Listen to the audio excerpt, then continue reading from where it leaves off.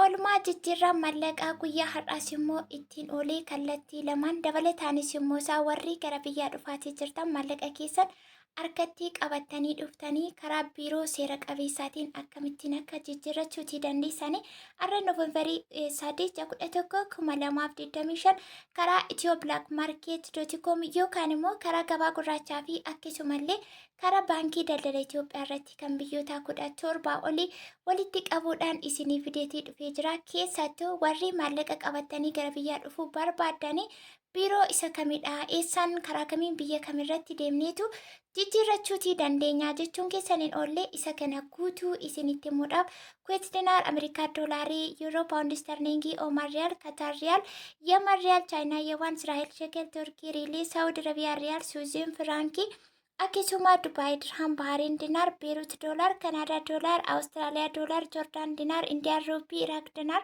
Norweey kiroonii Suudiin kiroonii akkasuma Ijiptiyaan paawundii fi kanneen kana fakkaatanii wal bira qabee kallattii lamaatiin isinii qabadhee dhufeetii jira.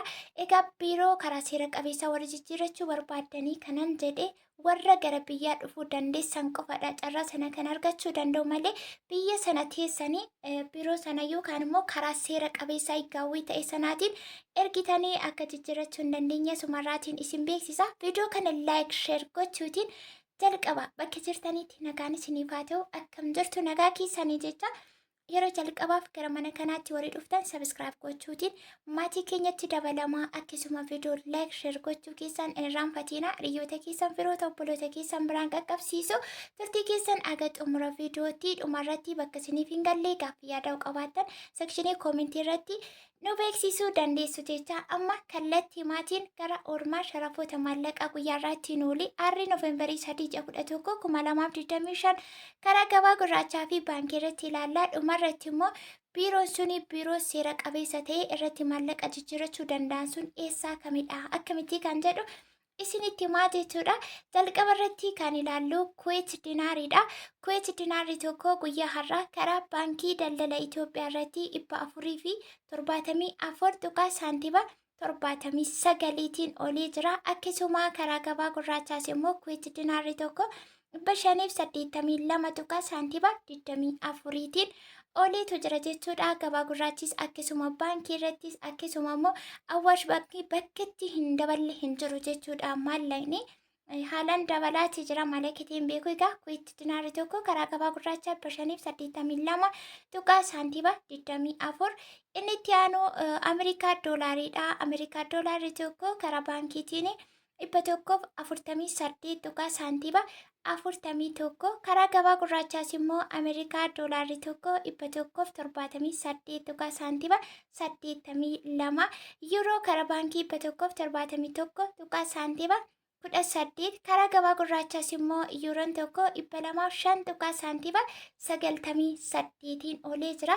Kana jidduutti wanti isinitti immoo lakkoofsa bilbilaa warri jettanii ijoollee Dubaay fi Saawud Arabiyaa jirtan qofa ofii keessan dubbattanii daldala wajjin kan walii galuu dandeessanii kan isinii kennu karaa WhatsApp na dubbistanii warri fudhachaa turtanis jirtu ammallee warri na gaafattanii lakkoofsi bilbilaa kosiin karaa WhatsApp gaaffii kamiifiyyuu akkasumallee lakkoofsa daldalaa barbaadanii ida'u 971692536 irratti na dubbisuudhaan fudhachuutii dandeessu. Warri lakkoofsa sirrii himii jettanii isintu viidiyoo aga xumuraatti sirriitti hin dhaggeeffanne kan asumarraatii fudhatee dubbisee ergachaa jira waan ta'eef faayidaan kan keessanii obsaatiin aga xumuraatti dhaggeeffattanii fudhachuutii dandeessu.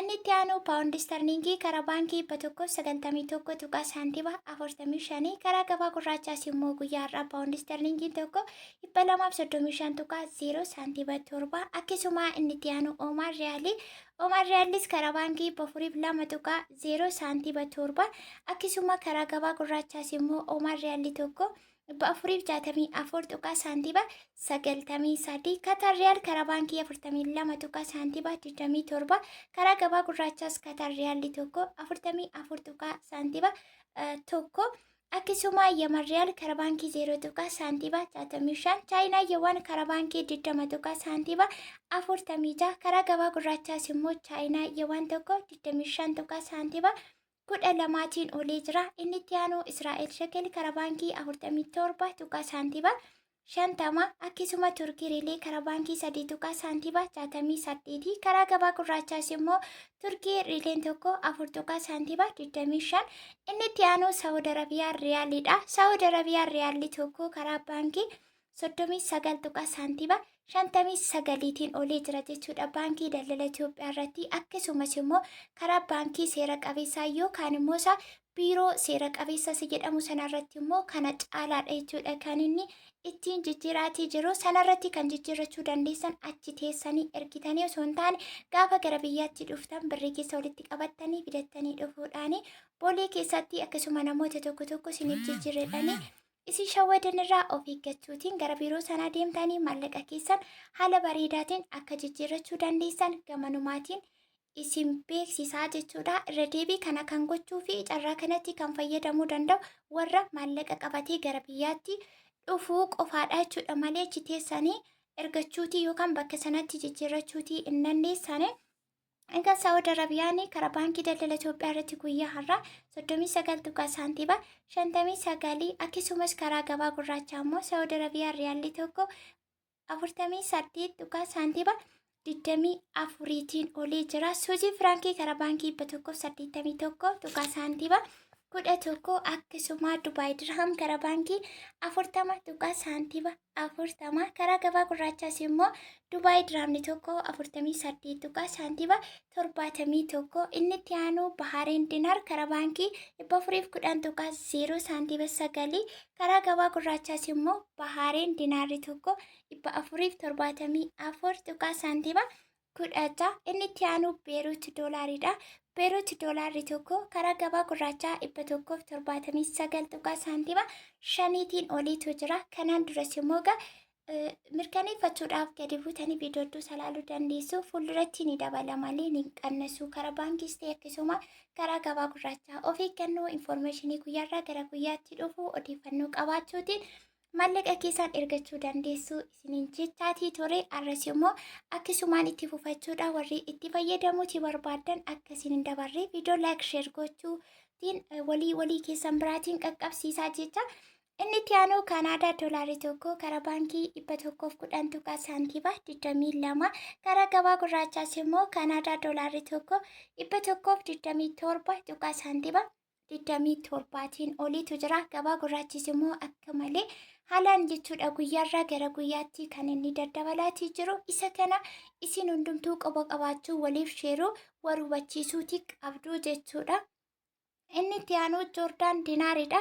dinaaradha yoo ta'e joordaan dinaarri tokko guyyaarraa karaa baankii 218.0 akkasuma karaa gabaa gurraachaas immoo joordaan dinaarri tokko 252.12tiin oliitu jira jechuudha. inni itti aanu indiyaan ruupii karaa baankii 1.74 akkasuma iraaq dinaar karaa baankii 0.12 norweey kiroonii karaa baankii 15.29 suudiin kiroonii 16.28 inni itti aanuu fi inni dhubaa ijiptiyaan paawundii karaa gabaa gurraachaa 3.78tiin oliitu jira jechuudha.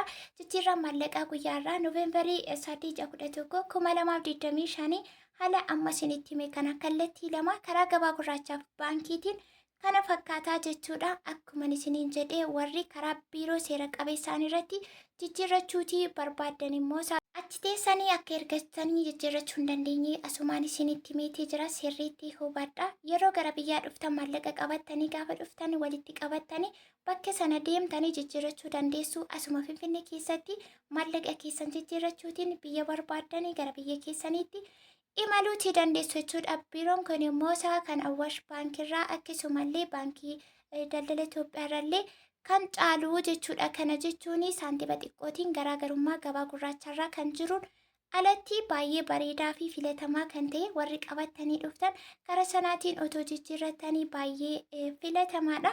kan kanarraati afimmoo isaa karaa gabaa gurraachaa yoo dhabdan awwaash baankillee carraa keessan akka mokkorachuu qabdanii. kanaan duras immoo deddeebii isinitti maatii ture. awwaash baankii garuu guyyaa irratti yeroo 2 yeroo 3 qannasaa dabalaatii oolaa hagas maraa dhaabbataa miti kan jedhu odeeffannoonis inni kunis immoo ni jira. Isa kanammoo argachuuf akkamitti beekuu dandeenya kan jedhu yoo yaada kaastan ta'e guyyaarraa gara guyyaatti yeroo viidiyoon akka kanaa hojjetamu yeroo odeeffannoon akka kanaa isinii dhufu isintu sirriitti faayidaa keessan waan ta'eef hordofuu wajjin bu'ee ba'uu qabaa jechuudha. Carraa sana argachuu fi viidiyoon har'aaf isinii qabadhee dhufe kana fakkaataa. Egaa tutturee bubbuleetiin dhufe kana booda isin wajjiniitiin nan jira. Viidiyoo kanaan laayik sheer gochuutiin yaada keessan bakka isiniin gallee gaaffii dabalataas immoo yoo qabaattan ta'e sanas immoo koomentii irratti na beeksisuutiin gandee bee dhufutti bakka jirtanitti naganaaf ta'a baay'ee.